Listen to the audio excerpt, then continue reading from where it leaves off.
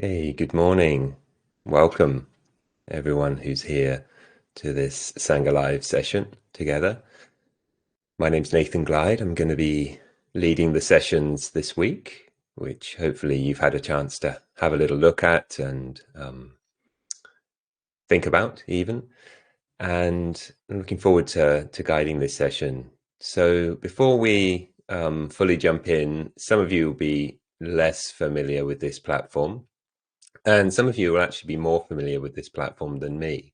So I can't give you a kind of a full guided tour, but if you do come across any difficulties, any challenges, do put them in the chat. So maybe I will at least say where the chat is. So you can kind of see a squared speech bubble. Usually it's at the bottom right-hand corner of the screen. Maybe in different places on different platforms, but if you can get there, then hopefully we can help you. So if you can't see the video, or you feel that there's some kind of technical problem there unfolding for you in any way, then yeah, please put a message in that space. So maybe that's as far as I'll go with the kind of tech support stuff at this point. And actually say it's pretty lovely to be able to see the chat and be able to see all the lovely messages that are flowing through, which is something I think the Sangha Live community is kind of renowned for: their friendliness, their welcome, their kindness. So yeah, just acknowledgement of that, but also to say, if you haven't said hello, if you haven't put a little comment in the chat already, really feel invited to.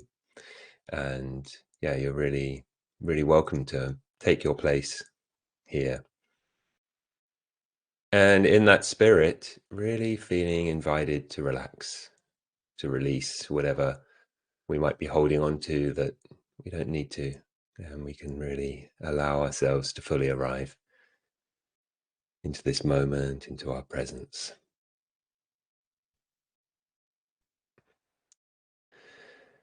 So as I say, I'm Nathan Glyde, Dharma teacher and explainer of complex things in simple ways, I hope. And this period, this week, is going to be on this theme: to be honest. And of course, that's a idiom, that's a known saying, a known phrase that we use. But it also is a really important part of these teachings. So shortly, we'll begin with a Dharma reflection around today's aspect of that really big, maybe huge theme of honesty, truthfulness, clarity, all of that. Then we'll have time for a good long half an hour meditation together. And I'll drop in a few little elements that kind of relate to that reflection, that teaching, and the general teaching around this theme. And then we'll have a nice chunk of time for any kind of questions or reflections from you that you'd like to bring in. So the way you can ask a question, I would say it's probably best to kind of ask the question kind of in that period, because the way we're going to do it is through the chat, and the chat will flow at its own pace. When we begin meditating, I guess it can go pretty kind of quiet. And then when we come out of that meditation, the best way for us is if you write question in capital letters at the beginning of your question, then it kind of stands out a bit more, and we can narrow down onto that in the questions period. But I also want to mention something that I know Sangha Live was experimenting with last time I was here. So if this has gone by, then that's fine. But it actually really aligns with something that I've often done in my own practice, which is set a intention, set a weekly intention for yourself. And there was a place on the Sangha Live Connect. Hopefully it's still there. Anyone can correct me. That where we can just put, what's our intention? for this week, and it might be related to the teachings that are flowing out towards you, but it also might be something that you just reflect for yourself. What is it you'd like to see more of in your life? This sense that meditation is actually a cultivation of that, yeah, planting the seeds of that, nourishing the soil of that, developing the growth of that, sustaining, that wise and appropriate intention is something to know that that's kind of what we move forward. Yeah. So just noticing, it's called reflections, maybe it's what it looks like. So you can check out that stream of the Sangha Live platform. And yeah, maybe that can be a really great support for us, especially sharing around that, reading each other's. I really do think it's an important part of this path, important part of our journey. Okay, so just to say a few things about this idea of honesty. So many of you will know that in these teachings, there's a really beautiful explanation of how this meditation-based practice actually stretches out and reaches the whole of our life. And one of those limbs of what's called the Eightfold Noble Path, or perhaps more accurately, ennobling path. By walking this, we become ennobled, we become more dignified, more wise, more compassionate in the world.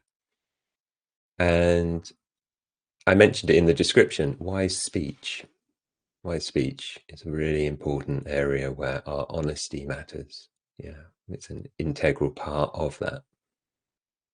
And the phrase that I chose to put out there is, wise speech gifts a reliable presence in an uncertain world. And I think if we really tune into what that means for us to be able to gift a reliable presence in an uncertain world, for me, it really does speak of something very, very beautiful, something very, very meaningful. And, that could become an intention for the week. Yeah. Just to try and be that reliable presence, something people can trust, something people can lean upon when all the rest is kind of swirling around. And just a few short reflections at this point, why it might be important to attend to wise speech. Well, because it's happening all the time. Yeah, the inner, outer narrative of our lives. We live surrounded by words, by ideas.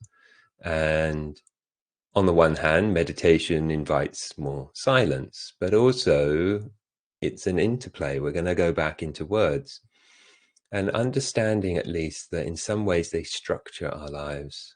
What it's possible to say actually shapes what it's possible to think, right? That the words, the language that we live in.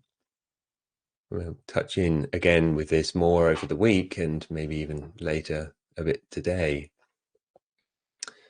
But I want to just kind of give a framework that the Buddha would say speech should be true and useful, which is to say it should also be timely with the right person. Is this the right time for this speech?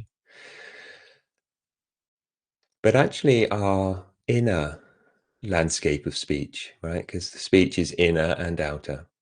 We are also talking within us, right? You're kind of aware of that. Having practiced meditation at all, you'll realize, oh, there's a lot of talking going on in here. Yeah. So true and useful. Useful for freedom, useful for well-being, useful for connection, useful for those things. It's quite easy to kind of see, okay, this speech is useful for what brings more meaningfulness and values and is well attuned to myself. I think it's a lot more difficult to say what is true. And that's where honesty feels, a better word than truth, or truthfulness, perhaps is also another way to say it. Due to the nature of our fabricated, conditioned influenced by concepts and imagination and perceptions, it's actually quite difficult to come down, I feel, on something that is, this is the true way to see this thing. This is the true thing to say about this condition. Outside of the fact that it's conditioned, it gets a little bit more complicated. But we do know when we're saying something that doesn't feel true. We do know when we're saying something that we don't understand to be true. And that's really important. It's really, really important to refrain from doing that. When we're trying to present how we would like to be seen, rather than, what we honestly know is our capacity at that time. Yeah. And all of this, okay, I just see something that the audio and visual are not in sync. That's interesting. I wonder if there's anything I can do there. What can I choose? Let's see. I don't think this will solve it, but if it does, that would be a nice, easy solution. If I change to that, does that help at all? Do I come through the same device? You can let me know in the chat. The other thing about speech is it's an action. It's something that comes through and shapes our experience. It's possibly one of the most subtle actions that we can bring into being, right? And it has that importance as an activity, which is why it's quite important to get it together in presenting what's true for us, what's useful for us to bring into being. What's happening here? My video is just switching perspectives. Maybe someone's sensibly playing with things in the background. And more importantly, and I think we'll kind of touch on this later on, is actually speech is also our culture.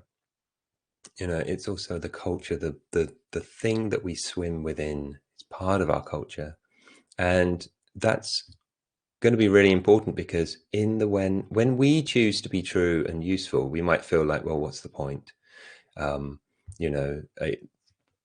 That everyone else isn't being true and useful, but we actually participate in this culture. It's not made of anything else than those of us who are here and participating in it. Yeah. And what that actually means is that we can use our words inwardly and outwardly towards freedom. And we can use our words inwardly and outwardly away from it. There's a responsibility here. Yeah. When we find ourselves repeating a learnt idiom to ourselves, or some learnt way of talking to ourselves, maybe from our parents, and it may be something that our parents had said to them by their parents, and on and on and on. And it's kind of at a certain point, we just have to decide not to say it again. Yeah.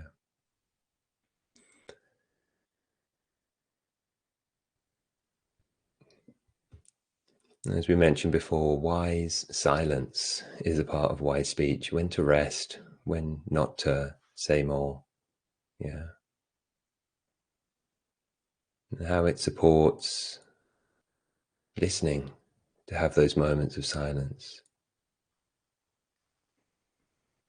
In many ways, meditation is actually deep, sensitive listening. Yeah.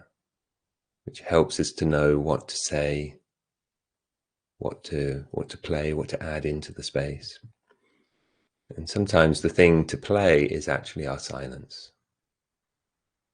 If we take an analogy from music in jazz, that sense of like laying back in the jazz musicality, so they actually just let others come into that space, maybe just offering small bits of support and structure and things that carry the things forwards, but it's all not just a mass of noise.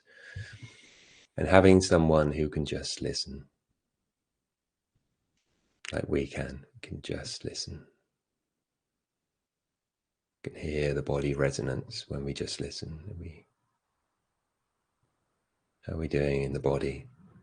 Is there still sleepy energy, or are we agitated?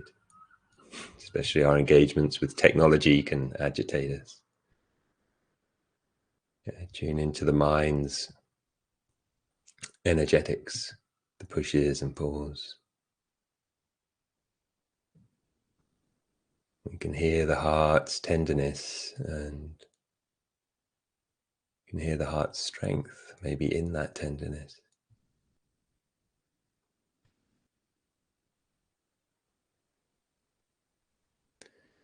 Because essentially meditation is this becoming familiar. It needs this becoming familiar, getting to know how we appear right now. That, it's like this, becoming familiar. Not who we are, but how we're becoming. Yeah, to touch on the difference there, that this requires honesty. It's not about who we want to be, although, wanting to be a certain who is how we're becoming. So don't reject that. We just, notice it. And just remember this final point. We bring this now into the meditation. Wise speech is honest, but it's also kind. It's also timely. It's also kind. Remembering that. So invite you to bring yourself into what feels a comfortable posture, to consider how we're going to embody this wise speech in our shape right now, when we regard our being as it is. What's the right posture for that, as we gift a reliable presence in an uncertain world?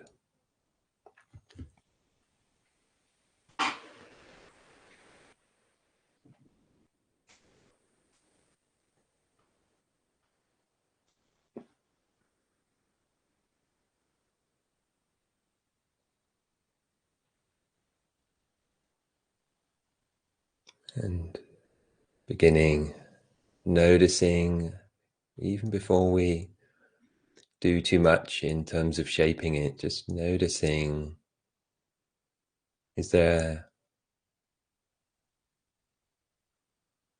tension in the body? Are we holding it tight anywhere? Taking a moment to notice how that is, and then inviting it to rest, inviting it to relax.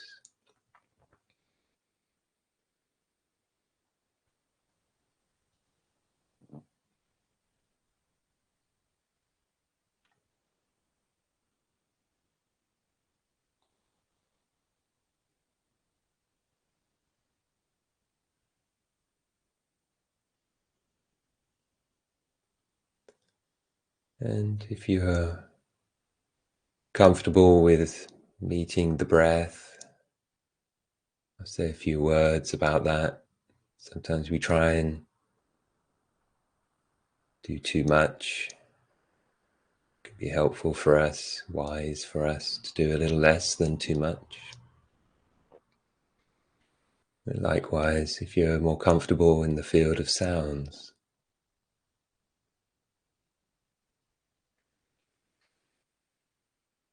you can go there, do very similar practices there. But I'll save on the amount of words. I'll just say a few things about breathing.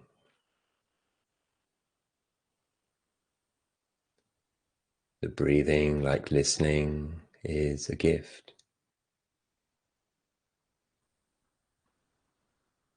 Something to be grateful that it's happening. And it's also something we can enjoy. So this meditation, it's not a chore. It's actually an opportunity to enjoy breathing or listening.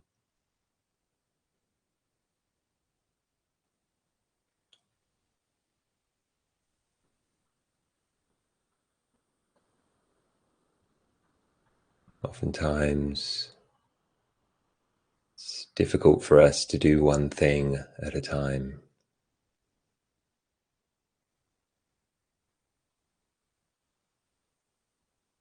But can we just be with the beginnings of the next 3 breaths? Just the beginnings. Really, really sensitive to how it begins, that sense of movement. And then once we've gotten to know that for one breath, just let the attention follow or not follow the rest of the breath. We don't mind. It can follow it if it wants. It doesn't need to. But we want to be ready for the next beginnings of that next in-breath. And we just do a little pattern of 3 beginnings of an in-breath. And then rest.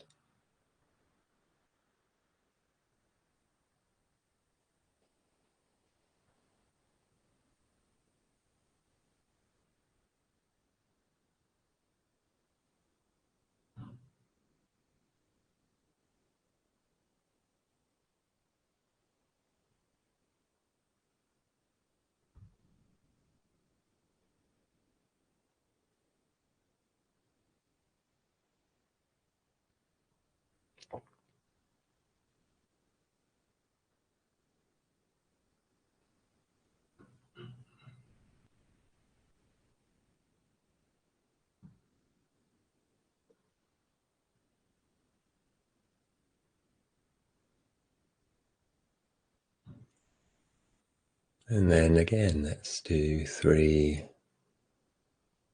in-breaths. See how sensitive the attention can be. When we ask the attention to be sensitive, it becomes more sensitive, more subtle, more refined. We do the same thing with the sounds.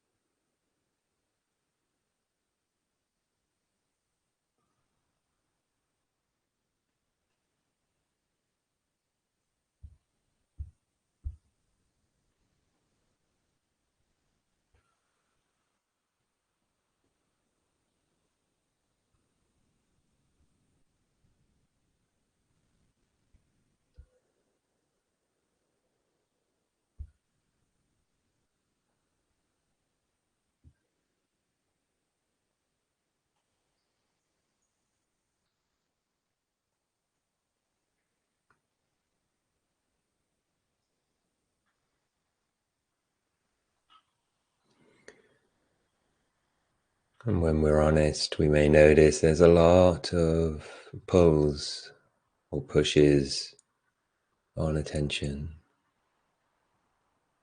We just notice, okay, that's unfolding. Not denying that that's what's unfolding. And also, we won't deny if it's really not what we want. And we won't deny if it's really what we do want.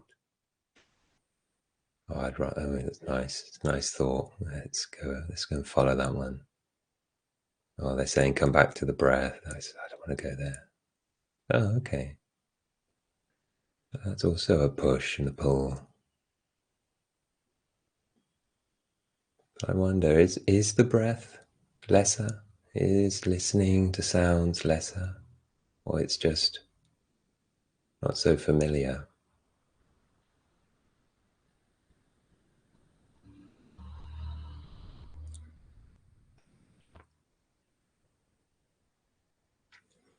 Let's see if we can be with the whole of the in-breath from its subtle beginnings to its kind of filling, welling, like that wave reaching higher and higher onto the beach, and then it slows.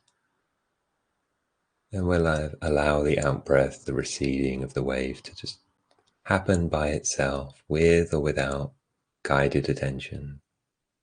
And again, just 3 breaths, seeing if we can be with them, all 3.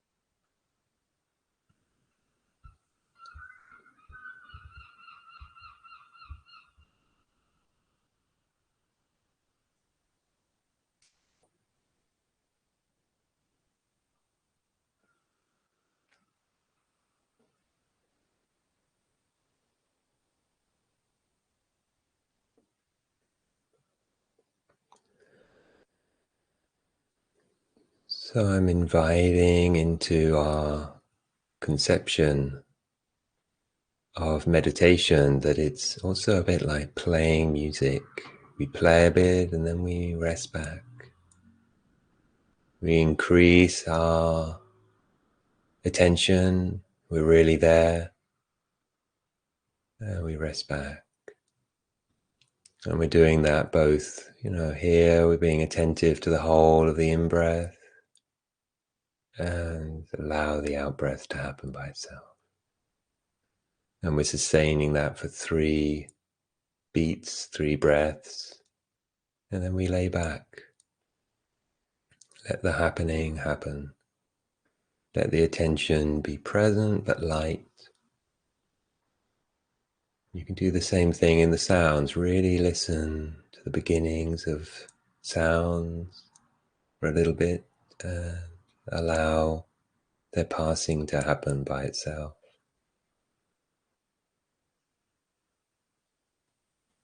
And then just resting, open, sensitive awareness. And when we notice that starting to drift, come back another 3 breaths. And you might notice with a breath, it has these interesting parts, has its moving parts, the in-breath, the out-breath.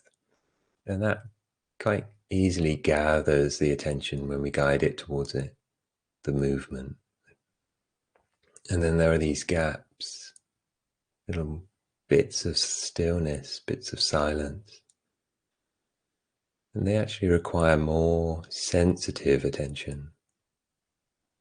Seeing if we can learn how to get the attention sensitive there until we begin to notice the first bits of the movement, and then we allow the attention to ride that movement more effortless. And then as it fades,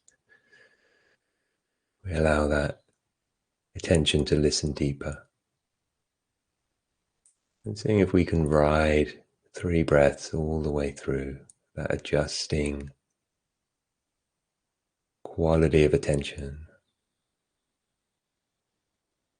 And if you're with the sounds, maybe opening to a bit more about the silence between the sounds, or the silence that holds the sound.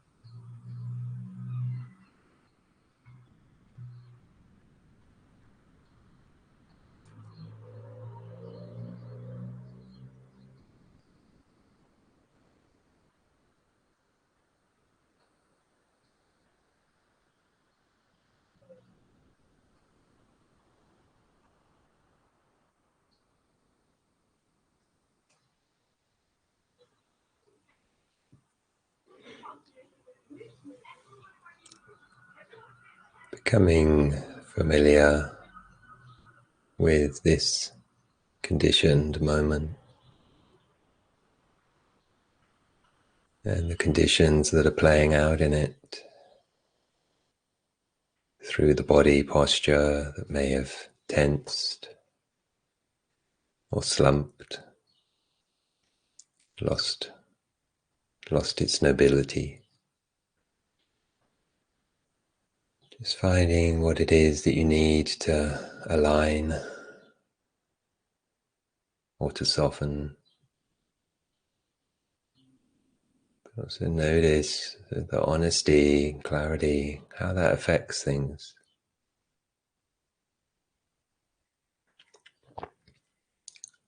Is it useful?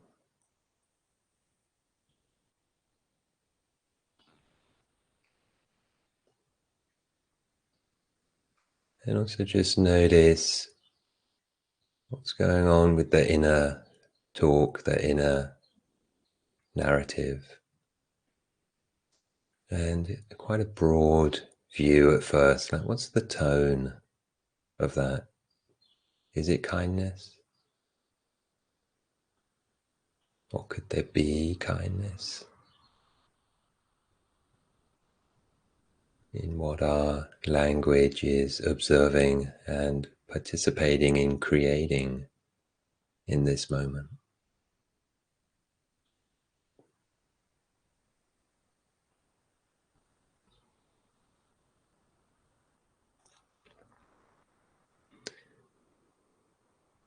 With that going on, maybe in the background, we'll have 3 enjoyable breaths or 3 moments with the sound, really present,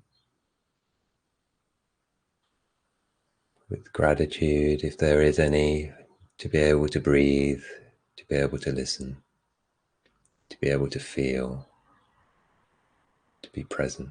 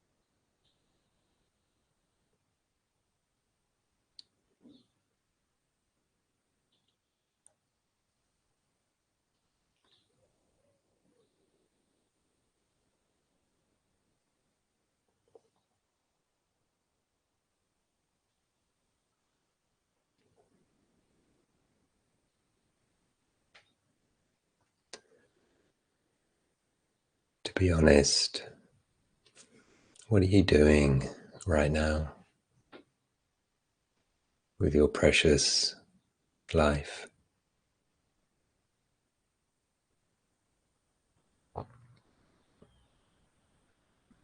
No shame, no praise even.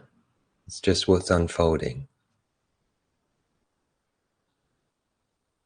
And that's one level of honesty we can cultivate, is just being clear about what's unfolding. But another level of honesty is also that there's something we can do in relation to that. That softening the shoulders, easing out the belly, does not do nothing. Can we be honest about that? Meeting this moment with sensitivity and interest doesn't do nothing.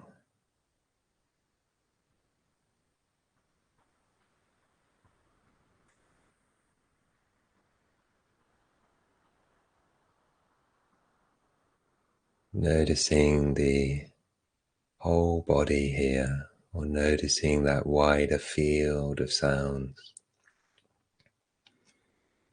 doesn't do nothing. Can we be honest that we contribute and we participate? And with this, let's have 3 more breaths to close the session, or the equivalent in the sound.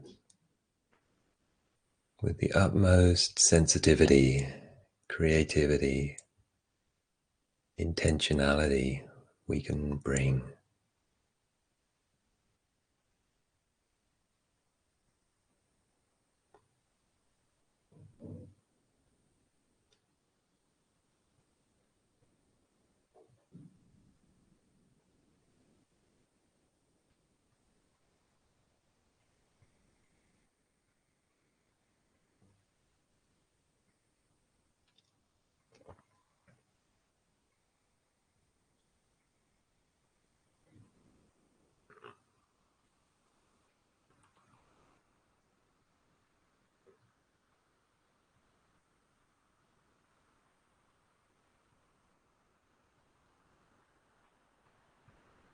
I'd like to invite us to maintain that sensitivity as we transition,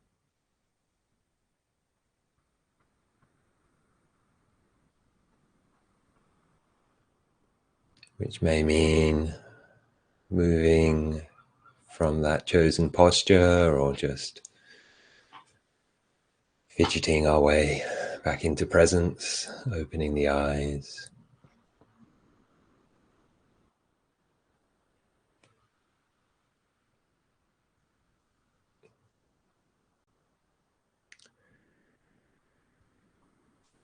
And yeah, just want to say a few words just before we open out to any questions and reflections that, there's an idea that wise speech is a gift. It's a gift that we give to ourselves, that kind of inner clarity that starts to support for us when we're able to be honest about, okay, this is what's unfolding. But also, it's really important that we're honest about there's potential here, there's possibilities here. And the way that we can meet our experience is very much impacted by our honesty that, yeah, I could make a few changes. I could cultivate a few possible ways of being that could be supportive. And then outwardly, this gift, wise speech, is also a gift that we bring into the world. And, I hope that it's something that we feel more resourced to do, to be honest in the world and understanding what that's going to mean for us. Yeah. So these teachings aren't meant to be easy. They're also not meant to be impossible. So, step by step, drop by drop, we can start seeing what it means to be honest, what it means to be kind, what it means to be skillful, what it means to be timely, when it's time to be quiet, when it's time to speak up. And many times that might be against our habit patterns. So that's kind of important to recognize. So if you have a question, really do feel invited to put it into the chat. Helpful if we put question in capitals at the beginning. If you want to come on the screen, that's also something that's possible. So you can mention that either in your question, happy to come on the screen, but also happy not, or whatever. Or if you just want to put that into the chat, I'd like to come on the screen, so we can set that up. So it's just a few clicks away. So it's good if you just put that also into the chat, and we'll deal with that. So speaking of gifts, speaking of our speech as a gift, also your presence here is a gift. Yeah, everyone's presence here is part of a gift, and we can. Oh yeah, and also you can do the raise hand button thing to indicate that you'd like to come on the screen.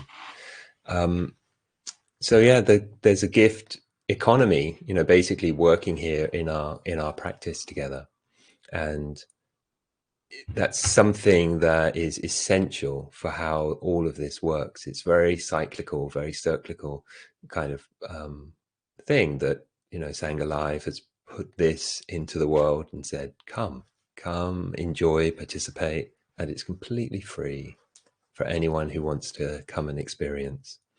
And that principle is very deeply rooted in these teachings. They're always offered freely, always offered without expectation, always offered without price.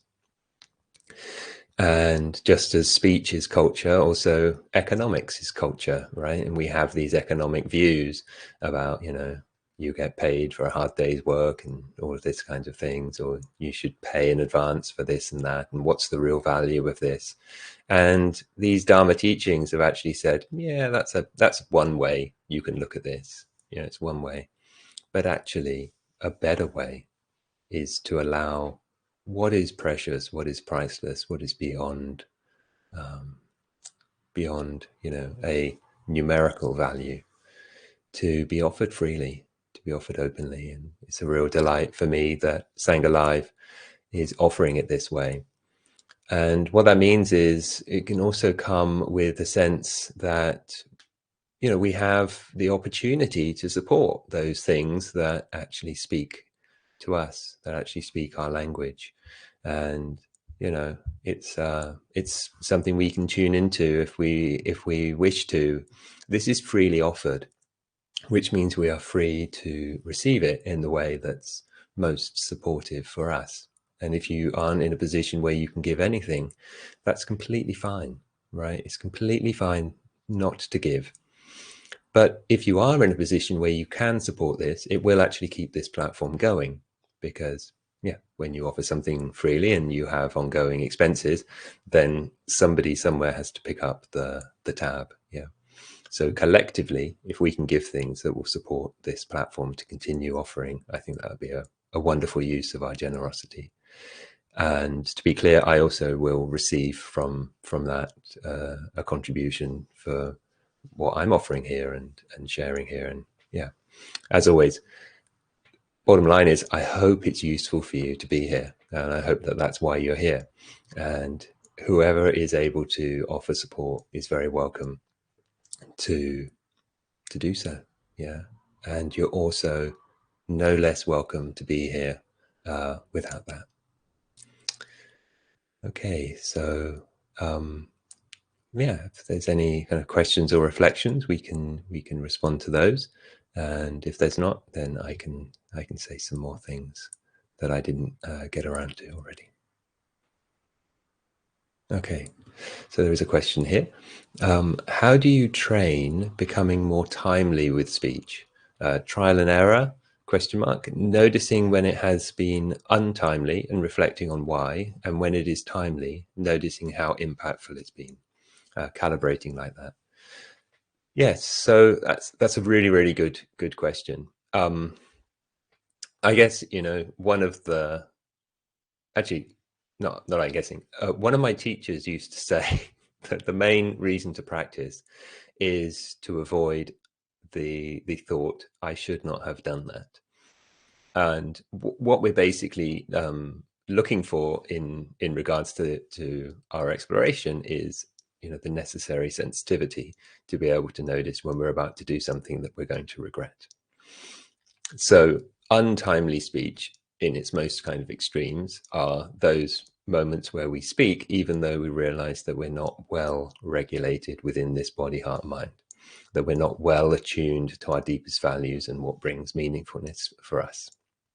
So at those times, best possible thing we can do is be more quiet, or ask a question, rather than make a declaration at that time. And slowly we actually realize what it means to be appropriate. So the wider sense of speech, true and useful, is within this framework appropriate. The appropriate speech. And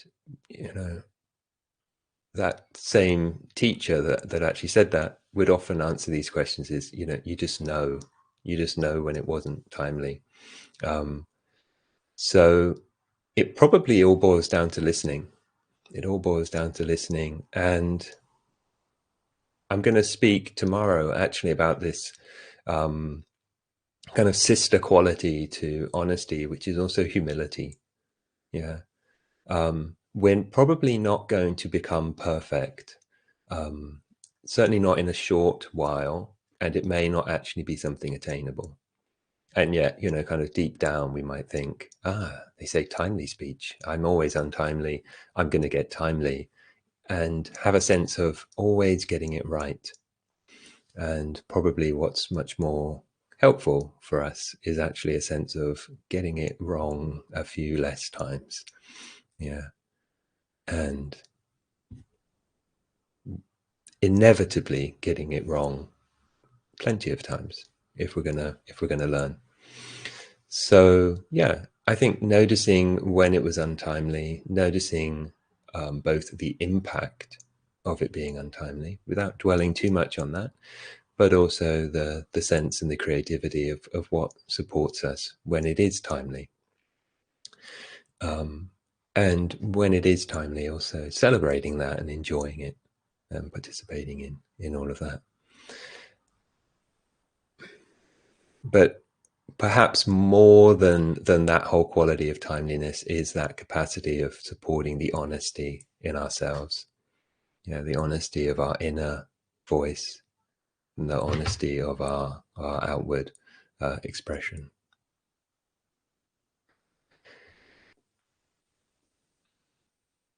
So there's just a brief, not a brief question, but I think it might have a brief response. So I just see, so question from Helen here. I'm finding the word honest a bit of a challenge, and I'm curious about why that is. I think because it implies there is a clear, true version of reality. We just need the courage to voice it. Whereas I've seen my practice as helpful in recognizing my version of reality is changing and constructed and may be very different from someone else's. So that I really need to do is listen. I think you are just speaking about this now, but I guess my question is how to get more comfortable with the idea of just be honest in a constructed world. So really beautiful question, Helen. And it's something I'm going to touch on a bit more later in the week about this kind of honesty about, oh, look, this is my view and that's their view and these kind of things. The honesty, and I wouldn't say just be honest. In fact, I don't think we should say just anything. It's like, it might be really helpful not to be some version of honest at some time. Yeah, just allowing for that. Don't want to be overly prescriptive or restrictive through these teachings. But if that's what we're honest about, is actually realizing, well, I can't see how, I can say something truthful about that. And for me, that word honest doesn't mean it's truthful. It means we express what feels true for us. But, this is a big, big area, and, it's a lot to explore in all of that. So we'll kind of step into it step by step. But for now, just that sense of having the honesty to say, this is what's happening for me right now. This is the way I'm experiencing it. And using that in our meditation, in our cultivation, in our studying, so that we can, be here in the best possible way as we understand that at this time. Okay, so thank you everyone for being here. And apologies if I'm out of sync with my lips. It's really funny. My stream shows me as being in sync with myself. So just being honest about it. But I really understand that, that's quite an, quite a small but significant